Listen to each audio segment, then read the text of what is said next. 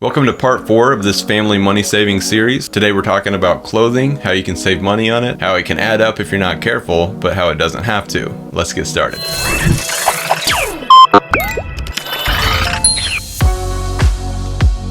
Please subscribe to stay tuned in this series and to stay tuned on our other videos that we do on money, minimalism, and travel. We publish a new video every week. I still remember being a kid and how important it was to some kids to wear the latest brands and to wear clothes that looked expensive, even if they had fake versions of the brands. And I think back to how silly it was, and we have conversations all the time with our kids about status and about people wanting to appear a certain way or wanting a certain brand. And I don't think any of that has anything to do with self-worth or how they feel about themselves. I think we should try to curb that and not have them focus so much on their appearance and what other people think about them. And I remember as a child, I had my favorite store, and I didn't always shop there, but I shopped there quite a bit. And I know my mom spent way too much money on clothing for me as a kid. I appreciated it then, but I realize now how much more she spent than she needed to. This is something that we tackled early in our kids' lives. We explained how people judge you based on your clothing and how people judging you says nothing about you and says everything about them. And we teach our kids to focus more on caring about other people than caring about what other people think about them. It's funny because now a lot of times our kids actually feel sorry for other kids, or they're sad for other kids who care so much about name brand clothing or care so much about their appearance, because they realize that it's all just a game. And we've also taught them how once you graduate high school,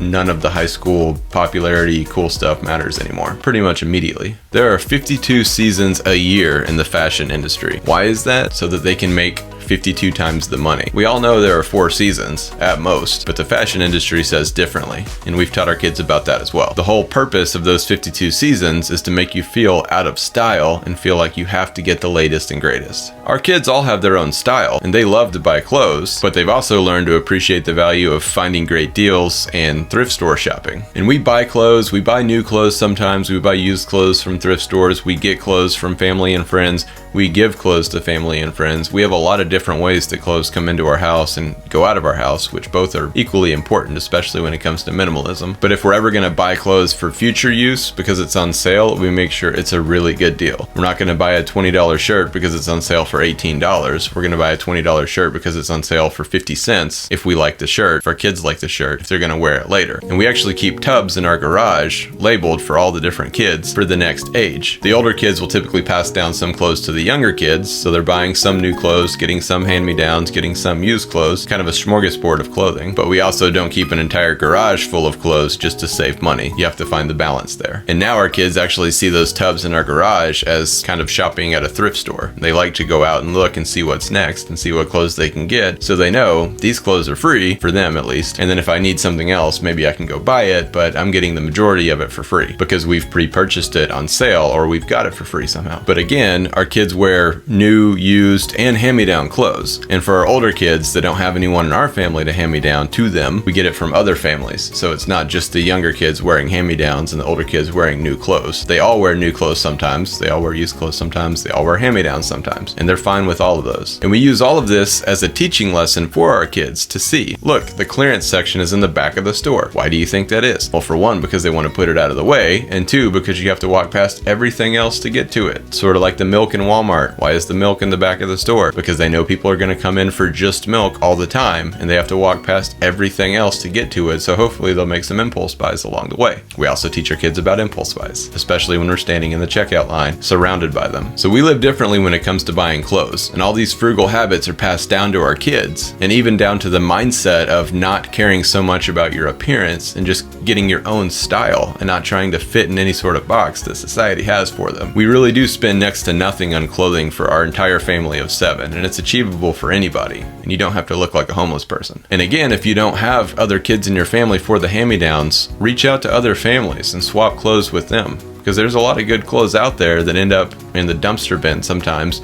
or taken to thrift stores whenever they could be swapped to other families for free. Teach your kids to be thrift store junkies. Teach your kids to like seeing a thrift store instead of like seeing a brand new store in a mall. Go thrift store shopping instead of mall shopping. Buy the winter clothes in summer, buy the summer clothes in winter. Take advantage of all these sales and keep some of the excess for later. You have to keep track of everything you have and keep it labeled so that you know what you have, so that you're not just creating a bunch of clutter, because that's also not what we're trying to do here. Like I said, we have the tubs labeled in our garage. We just label them 1, 2, 3, 4, 5, 6, and so on. And we have a note of everything in there so that we don't have to go changing the labels on the tub every time we take something out. We keep a digital list and we know this is what's in number 1, this is what's in number 2, and so on and so forth. So don't focus on brands. Teach your kids not to focus on brands. Teach your kids about things like the 52 seasons of fashion. Teach your kids about how marketing companies want them to spend money on new clothes, and teach them how they can get used clothes that are just as valuable for so much less. Teach your kids to head for the clearance section. Teach your kids to love thrift stores. Please subscribe to stay tuned in this series on how to save money on everything for your family. Also, if you're interested in raising intentional children, check out my book in the description below, Intentional Children. It's all about kids when it comes to money and mindset. That's all for today. I will see you next week.